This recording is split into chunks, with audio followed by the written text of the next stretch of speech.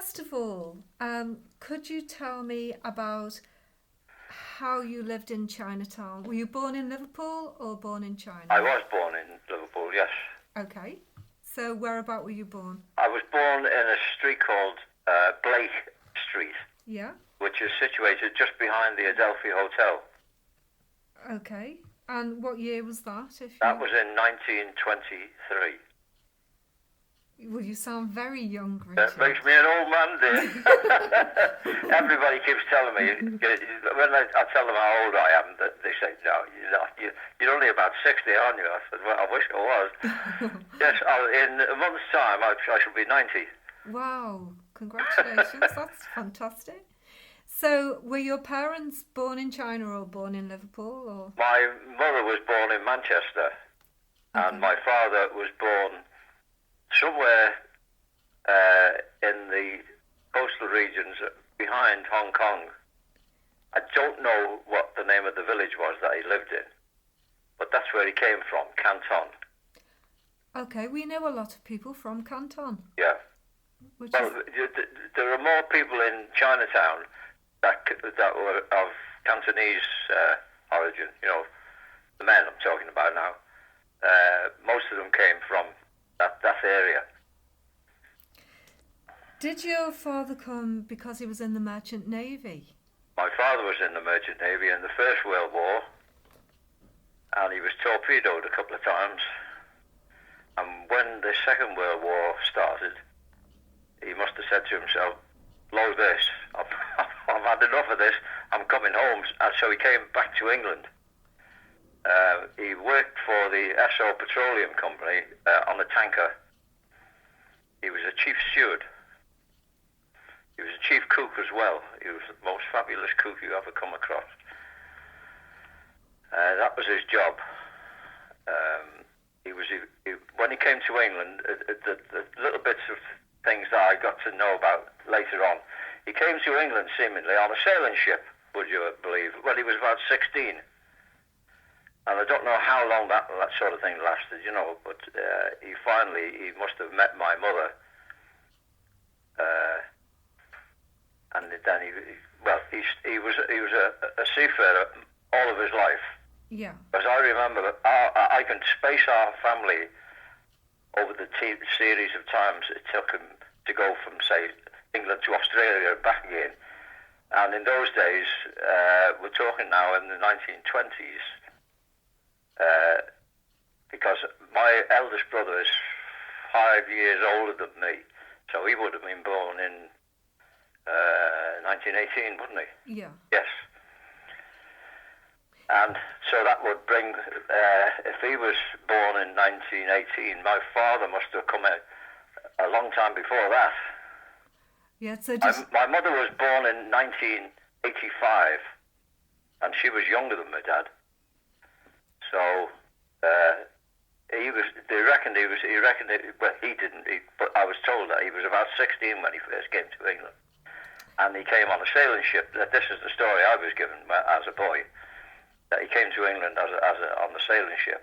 So how many brothers and sisters? I had 2 brothers. Yeah. And 2 sisters. My eldest brother was Leslie. He's dead now, unfortunately. My eldest sister, Eileen, she's dead as well. And my youngest sister, who was the first to die, strangely enough, was Maureen. Oh. And unfortunately, she died of cancer. Oh dear. And when she was very young, it really shocked us that she died. You know, she was in her early 50s. Yeah. She died. With her being the youngest as well, it's quite shocking, isn't it? Yes, it is. So the family consisted of my father, my mother, my Auntie Mary, who always lived with us from the time I can remember. And there's a strange story about this. My mother always said that she wasn't her sister, that she was just a friend who she was with. Seemingly they were in an orphanage when they were young, and she said that this was a friend of hers. But I I managed to get my Auntie Mary's birth certificate, which names her father as the same as my mother's. Oh, that's interesting. Yeah. Yeah. My wife put forward a theory about this, that in those days, back in the Victorian days, sometimes women went astray and had a baby, and to hide it, somebody else took over from them. You know. Yeah. But I think it's a lot of codswallop myself. She was a part of my mother's family, that's for sure. Yeah. What shipping line did your father work for, do you know? As far as I know, I don't know his early times, but most of the time that I knew of him, he worked from South America with the Esso line, Esso Petroleum, on tankers. So do you remember clearly the Second World War? The Second World War, yes. I was in the army. Oh, okay. Well, when I was 16, let me think back. When I was 16, I remember getting, no, it was 17 would I be. I got a letter from, I presume, the Home Office, saying that my father was Chinese and I was born here in England. Now, if I wanted to, I could claim British, I could be recognised as a British subject, or if I wanted to, I could claim Chinese nationality if I wanted to. Well, I mean, there was no even second thought about it. I said, no, I said, I'm British, I've been born and brought up here, educated here, I'm British. And that stood me for when I went in the army. But before I went in the army, I always had a hankering to go to sea, because my father was a seaman, my eldest brother was a seaman, and I was the next in line. And I always wanted to go to sea as anything. And I was a member of the Liverpool Boys Association clubs, you know. And we were standing outside the Guildhall in Park Lane one evening when one of the lads came up to me. His name was Bun Jones. And his father was on a boat. And he came down. He came down and he saw me, and he used to call me Yongy in those days, like Liverpudlians always do, add an IE on the end of your name. Yeah. And he said, "Hey, Yongy," he said, "you want to get away to sea, don't you?" I said, "Yes." He said, "Well," he says, "go and ask your mother if you can go, and if she says yes, I'll take you up to my father, because he's a cook, and he's on this boat, and he wants a galley boy." So I said, okay. So I went to see my mother, and I asked her, I said, "Mum," I said, "I've got a chance to get a boat. Is it okay if I go?" Now, the war had just started. I was 16 years of age. So the war was in 1939, wasn't it? I was 16. Anyway, my mother said, "Well, if that's what you want, okay." So I went with him to his father's house. And he says, "Okay," he said, "if you're going to come," he says, "be here tomorrow morning with a suitcase with your clothes and everything." He says, "and I'll take you up to the shipping office in Manchester." Seemingly the boat was docked in Salford Docks. So I went up there, I signed on, and I went to the boat was in Barrow in Furness. I went up there. I'm giving you a case history, not about Chinatown. I'm giving you a case history about me. It's interesting. You don't want that, though, do you? No, it's fine. It's interesting. Is it? Yeah. Anyway, to cut a long story short, we used to go backwards and forwards between England and Belfast. Nothing. Backwards and forwards. And then one day, being a curious young lad, 16 years of age, I said to the chippy, I said, "Tell me, Chips," I said, "why do we fly that red flag on the mast every time we sail back from Belfast?"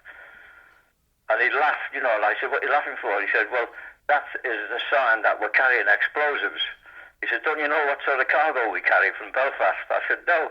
He says, "Well, it's ammunition." Of all things. You didn't even know. And I didn't know, of course. 16 years of age, you don't know anything, do you? Not really. So anyway, after that, we had to go and sign what they call deep sea papers because we were going to go somewhere else. And so I signed on for that. We went up to Oban in Scotland. This is now we're now in the war, and we anchored in a big bay outside Oban in Scotland, and there were about 50 ships all there. And the second night we were there, this was a convoy forming up. You see, getting ready to go to wherever they were going to. We heard this. We could hear the sirens from the town, and these German bombers came over. And they started dropping bombs on the ships. And there was one ship right next to ours, probably about 500 yards away. And they must have had a direct hit right down the funnel. And you could see the whole skeleton of the ship when all the plates blew out of it. Gosh. It was absolutely terrible thing to watch. Yeah. And all that was left was bits of stuff floating around. Gosh. Anyway, So, we went from there, went to Portugal, loaded up with pit props for the mines, and brought them back to England. And we docked in on the east coast somewhere, South Shields, I think it was. And I said I'd been on board then for nearly a year, and I said to the mate, I said, I've had enough of this. I said, I want to go home. So he said, okay. So he paid me, and you can imagine me. I was coming up to 17 then, and he paid me off £75. gosh. And that was like a small fortune. Yeah, it doesn't In those sound days, much now, but 75 quid could buy you could buy all sorts of it, yeah. even a motor car only cost a couple of £100. God.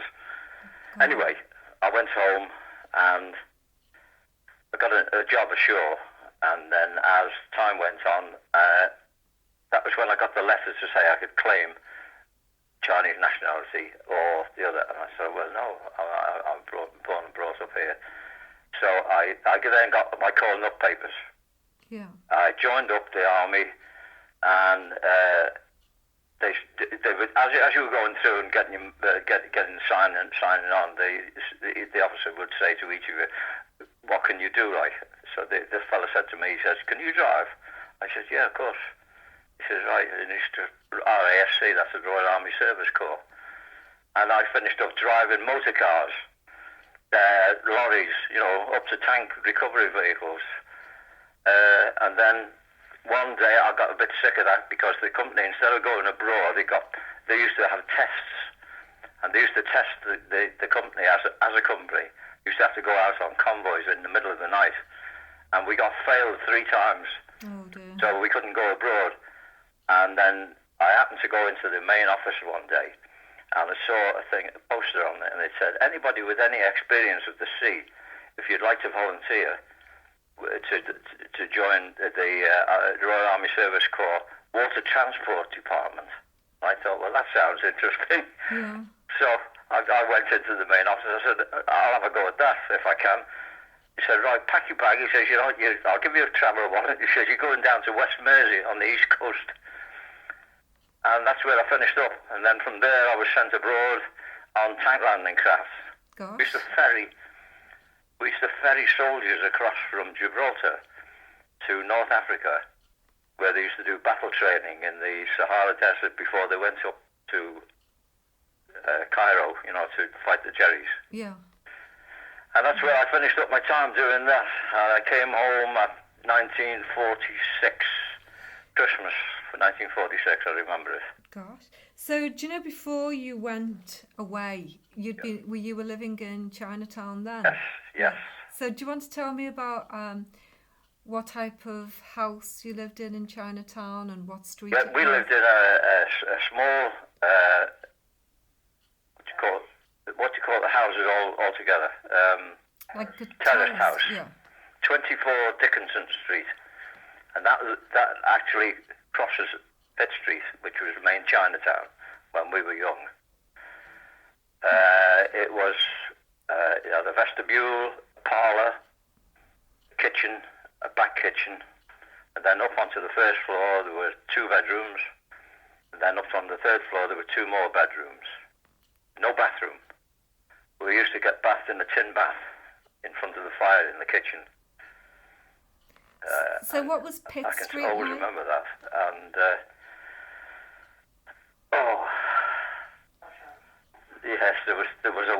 round the corner in Gilbert Street, where the women used to take their clothes and wash their clothes.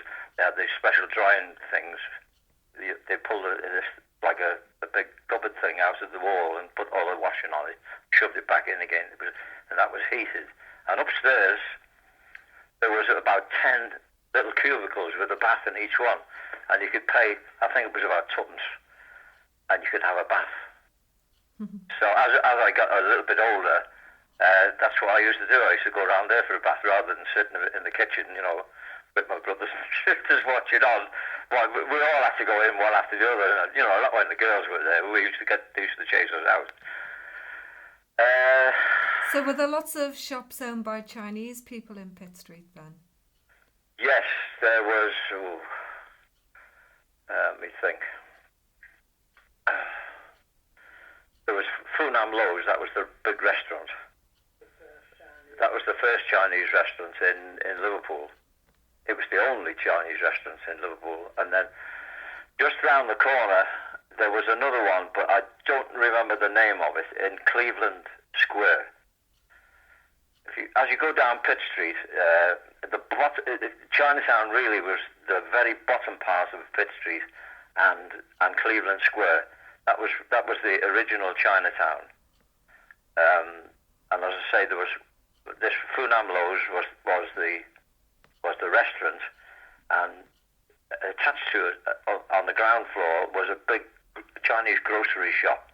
It was full of stuff from China, rice and water chestnuts and all sorts of herbs and different things that you could. As children, we used to love fresh water chestnuts, and we used to go in and buy a penneth.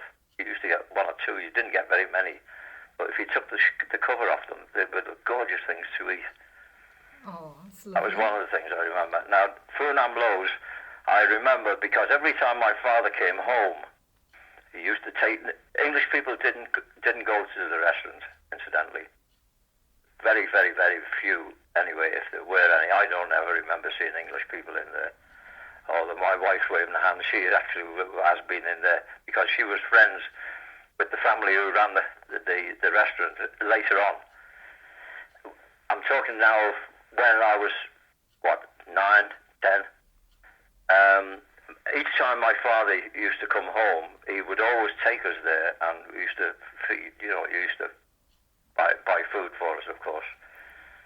That was the first thing I can remember, very vividly remember that. We used to go up a flight of marble stairs to the restaurant upstairs. Across the road from there was the Chinese Masonic Lodge, not Masonic Lodge, the Campbell and Moira. That's it's probably the biggest tongue that ever came out of China. It still runs, and they used to have this big, beautiful place. It was like a bar come restaurant, not restaurant, a bar come like a wine bar sort of thing. Mm. It was run by the Campbell the society, and people used to join the society, but it was a very sort of closed door, unless they knew you. Is that a Chinese Freemasons? Yes. Now there was a Freemason. There was a Chinese Freemason place just round the corner in what was called Cleveland Square. If you can imagine the do you know that part of Liverpool, yeah, Cleveland Square, yeah. Pitt Street? Yeah. You do? Yeah. Well, you can imagine it's like a spade, isn't it? It's like Pitt Street's the shaft of it, and then it opens out to the spade at the bottom. Yeah. That's Cleveland Square. In the right-hand corner of that square was the Chinese Masonic Lodge. And as boys, we used to go in there, and we used to say we'd like to join. And of course, being part Chinese, they would accept us. And the reason we used to go in was that when they had all the shenanigans that used to go on during the night, gambling, and they used to have music, and when my dad was home, he used to play in the band. If you've ever listened to Chinese music, you'll know it's the most horrible thing you can listen to. And they used to make a guy who used to sing in the most horrible voice you ever heard. We used to make squawking noises or whatever it was. Anyway, the reason we used to go and join was that this used to go on right through the night till 8 o'clock the next morning. And the next morning, they used to have the biggest banquet of Chinese food you've ever seen in your life. There was everything on 2 great big long tables about 20 odd feet long. And you could help yourself to anything that was on there. Gosh. Well, you can imagine 10-year-old boys. Yeah. We used to stuff our faces with all sorts of things. So what did your dad do? The main thing was a thing called ambao. Oh, yeah. You know them? Yeah. Yes, you've heard people. And shumai. Yeah. And chicken.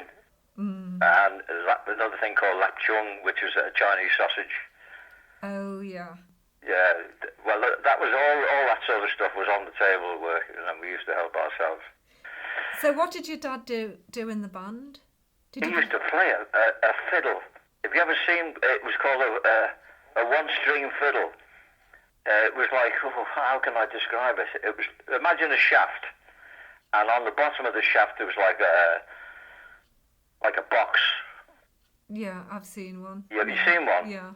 And there was a bow which was strung through it, and he used to play this damn thing.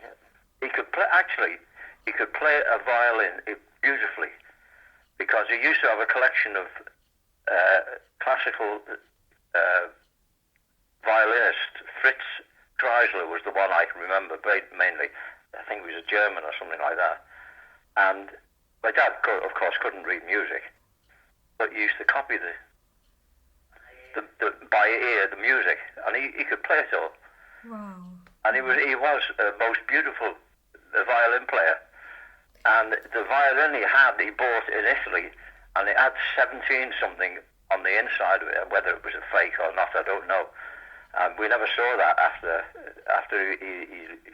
he left us. So did your father? Did he leave you? He did. He left my mother. But that would be 1947. Okay, so have you ever heard about people who were sent back to China after the Second World War? This is my wife told me about this. No, I've never ever heard of such a thing going on. Never. Well, the government came clean about 10 years ago. Yeah. And what they did was they did a forced repatriation. So some Chinese seamen would go on board a ship. Yeah. And then they weren't allowed back to Britain. Ah. And other Chinese seamen were just picked up off the streets and taken back. What year was this? Well, that's what this is, one of the things that we're investigating in, what year it was, and because it was after the Second World War. Yeah. So we met with the TUC and a number of people they thought that their fathers had just disappeared. Oh. And one man, Peter Fu, a half-sister contacted him saying, the government have made it official, and we can tell you that your father wasn't allowed back to Britain. And so he had another family in Singapore, and she's his half-sister. Oh. So, it caused a lot of upset in people's lives. Yeah. But it's hard to prove. Mind you, after the war, by the time the war had ended, my father, as I said to you at the beginning, he decided he wasn't going to have anything to do with ships during the war. So he came ashore, and he worked in the restaurants. He went. The Chinese have this habit of buying business between themselves. About 4 or 5 of them would chivvy up X number of pounds, and they'd buy a property and start a restaurant. And he started one during the war in Pitt Street, but at the opposite end of Pitt Street, right at the very, very top of Pitt Street. Yeah. And he started a restaurant there, because I remember I came home on leave when I was still in England, and my pal who was in the Marine Commandos, he was home and leave at the same time. We used to go out having a drink together. And I said to him, my dad's opened a restaurant, come on, let's go up there and we'll get something to eat for nothing, which we used to do every night while we were on leave. He then, at some time during the war, more towards the end of the war, I think, he bought a laundry up in Walton. Okay. And that's where I came back to live. So we wouldn't have known much of what was going on in Chinatown then, because by that time it migrated up to Nelson Street. Yeah.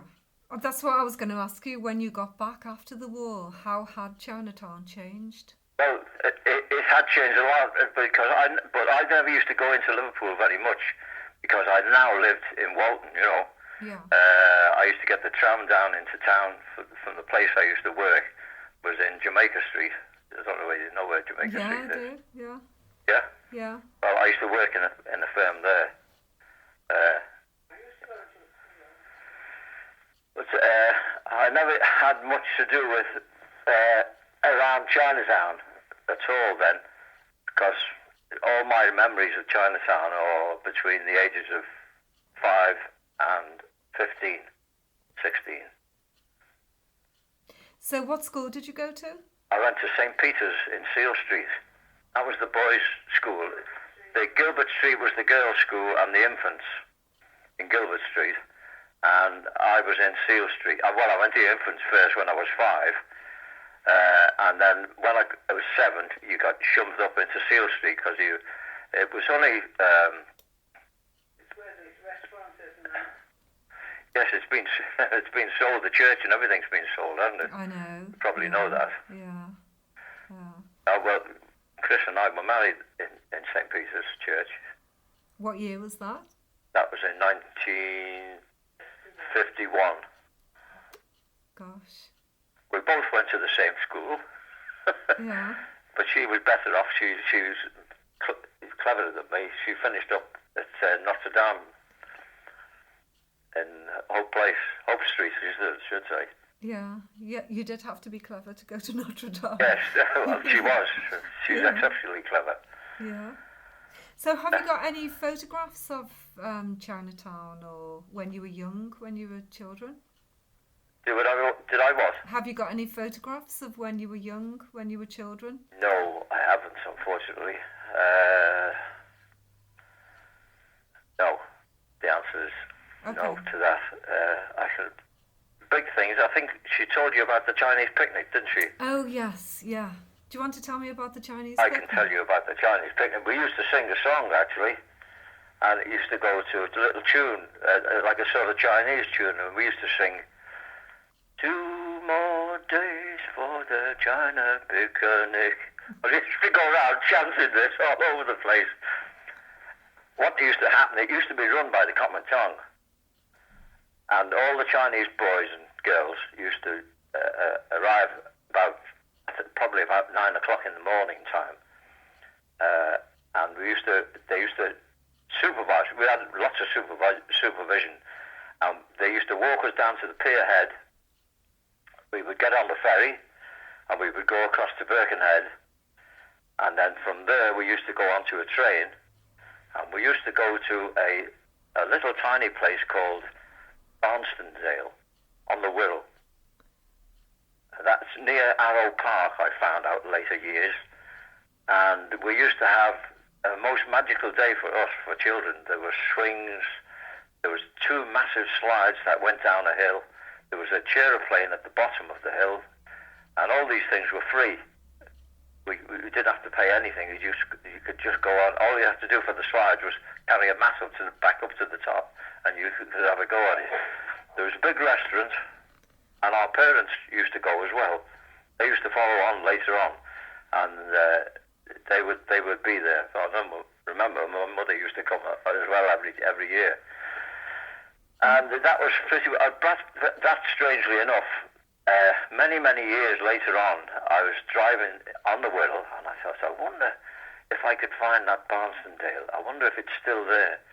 And I got to Arrow Park, and I stopped at somebody's house. I forget who it was, and I said, is there a place around here called Barnstondale? And he says, of course there is. He says, go down that road about 2 miles down there. He says, it's on the left-hand side. So I drove down and blow me, there's the same gate that was there when we were children.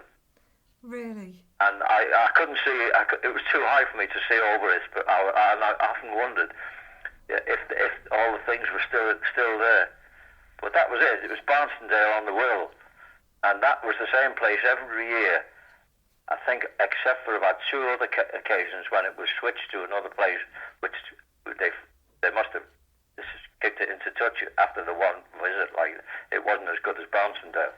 Oh, we'll have to But go that was the big moment in the year when we were children, was to go on that picnic. We'll have to go for a drive and see if it's still there. And I'll take a photograph of the gate if it's still Yeah, there. well, I'm talking now. No, since I left Liverpool, it's 30 odd years since I left Liverpool. Yeah.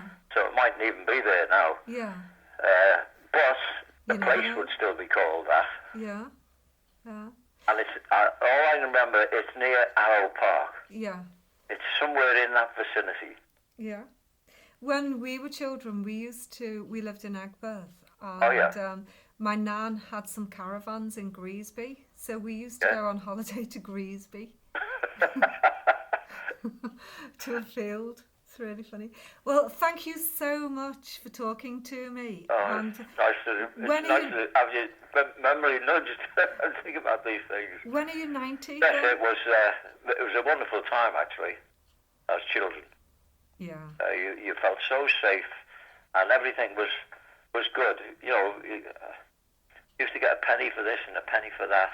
But there's an old Chinaman used to come across every Monday morning, and he used to go wherever he went out. But we knew that he would come down to this place called Smith and Bateson's. It was a paper firm. They used to not manufacture, but they used to cut up paper into certain sizes, different types of paper, brown paper and white paper, greaseproof paper.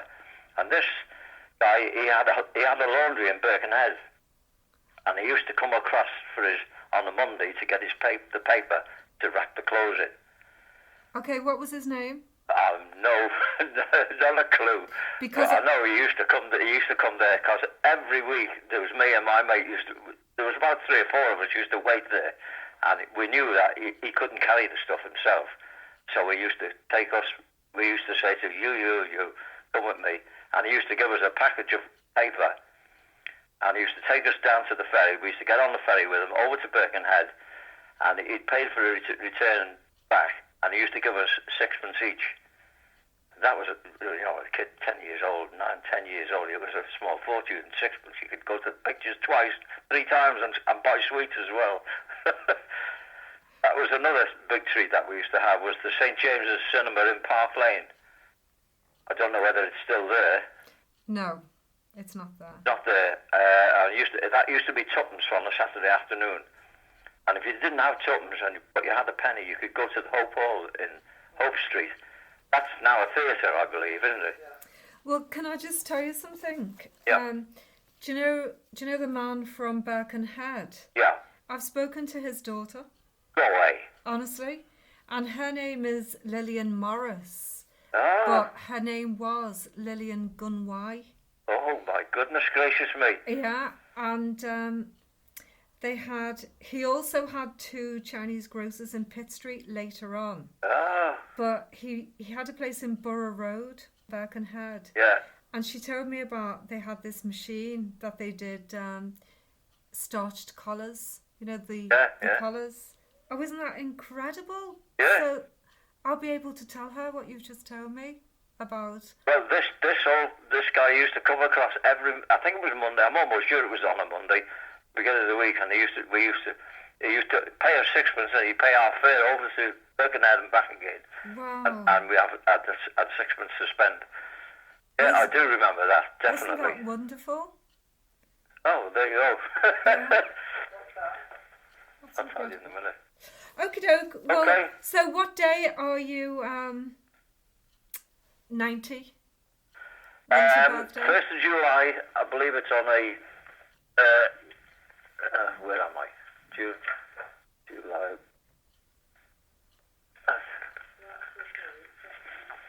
excuse me a minute.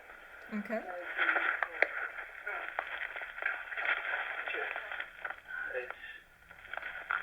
It's on a Monday. Okie doke. Well, I'll be in touch before then. Oh, okay. Do you know, I've just got it here.